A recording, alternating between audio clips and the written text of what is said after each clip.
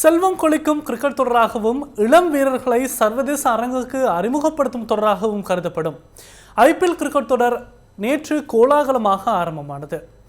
இவ்வருட தொடரில் இடம்பெற்றுள்ள சுவாரஸ்யமான தகவல்களை இந்த காணொலியில் பார்ப்போம். அனைவருக்கும் வணக்கம். நான் காளிமுத்துச்சந்திரன்.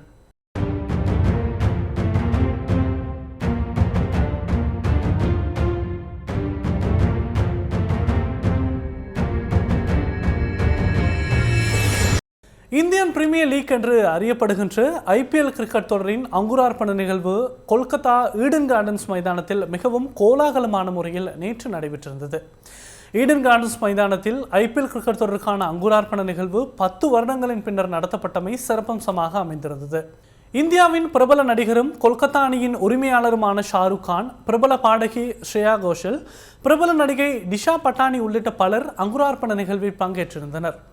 அங்குரார்ப்பண நிகழ்வின் போது நட்சத்திர துடுப்பாட்ட வீரர் விராட் கோலியும் பிரபல நடிகர் ஷாருக் கானும் நடனமாடியமை அனைவரது கவனத்தையும் ஈர்த்திருந்தது.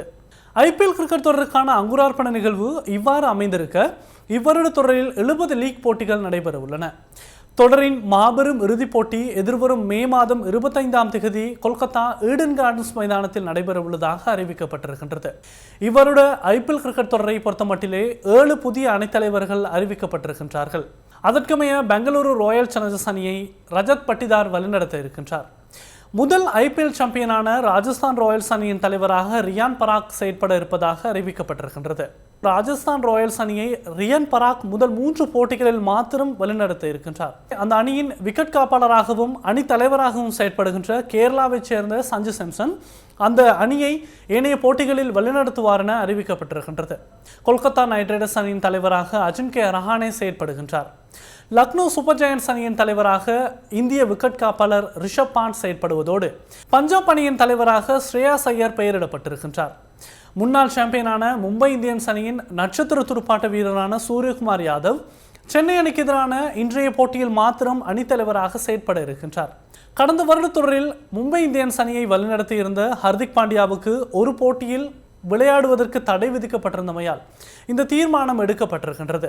இது இவ்வாறு இருக்க, மேற்கிந்திய தீவுகள் மற்றும் அமெரிக்காவின் அனுசரணையில் நடைபெற்ற சர்வதேச 2020 உலகக்கிண கிரிக்கெட் தொடரில் இந்தியாவுக்கு சாம்பியன் பட்டத்தை வென்று கொடுத்ததன் பின்னர் இந்தியாவின் நட்சத்திர துடுப்பாட்ட வீரர்களான ரோஹித் சர்மா மற்றும் விராட் கோலி ஆகியோர் சர்வதேச 2020 போட்டிகளுக்கு விடை கொடுத்திருந்தனர்.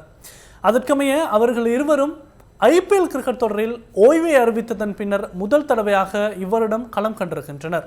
கொல்கத்தா நைட் ரைடர்ஸ் அணிக்கு எதிரான நேற்றைய போட்டியில் விராட் கோலி 36 பந்துகளில் 59 ஓட்டங்களை அதிரடியாக விளாசி இருந்ததோடு இன்று நடைபெற இருக்கின்ற சென்னை அணிக்கு எதிரான போட்டியில் ரோஹித் சர்மா களமிறங்க இருக்கின்றார்.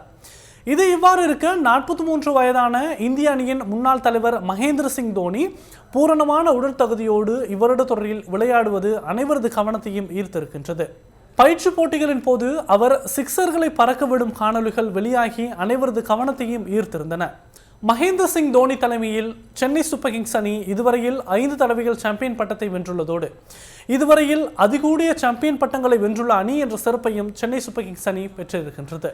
மறுபுறத்தில் ராஜஸ்தான் ராயல்ஸ் அணியில் இடம்பெற்றுள்ள அதிரடி துடுப்பாட்ட வீரரான வைபவ் சூரியவன்ஷி தொடர்பிலும் அனைவரும் கவனம் செலுத்த ஆரம்பித்துள்ளனர். வைபவ் சூரியவன்ஷி வெறும் 13 வயதான இளம் வீரர் என்பதே அதற்கான காரணமாக அமைந்திருக்கின்றது. ஐபிஎல் கிரிக்கெட் தொடர்பான சுவாரஸ்யமான தகவல்கள் இவ்வாறு பதிவாகி இருக்கின்ற நிலையில் இவ்வருட தொடரில் 7 இலங்கை வீரர்களும் களம் கண்டிருக்கின்றனர். நட்சத்திர வகுப்பந்து வீச்சாளர் மதிஷ பத்திரன, சகலதுரி வீரர் வனிந்து அசரங்க, சுழற்பந்து வீச்சாளர் மஹேஷ் தீக்ஷண, மற்றொரு வகுப்பந்து வீச்சாளர் நுவான் துஷார, ஏஷான் மலிங்க, கமிந்து மெண்டிஸ், துஷ்மந்த சமீர ஆகிய 7 வீரர்களும் இவ்வருட ஐபிஎல் கிரிக்கெட் தொடரில் களம் கண்டிருக்கின்றனர்.